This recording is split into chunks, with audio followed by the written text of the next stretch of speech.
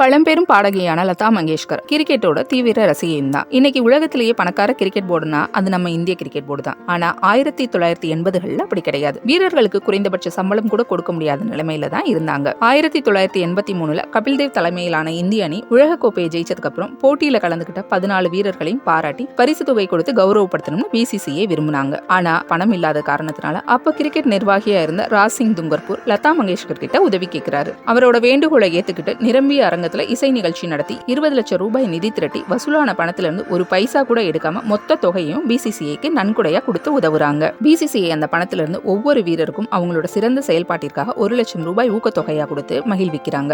லதா மங்கேஷ்கரோட உதவியை கௌரவப்படுத்துறதுக்காக மரியாதை நிமித்தமா இந்தியாவில் நடக்கிற எல்லா சர்வதேச போட்டிகளுக்கும் அவங்களுக்கு 2 VIP லைஃப் டைம் பாஸ் பிசிசிஐயால ஒதுக்கப்படுது. அது மட்டும் இல்லாம அவங்க இறந்தப்போ இந்திய கிரிக்கெட் வீரர்கள் தங்களோட கைகள்ல கருப்பு நிற ஆம் பேண்ட் அணிஞ்சு ஒரு நிமிஷம் மௌன அஞ்சலி செலுத்தி மரியாதையும் செஞ்சாங்க.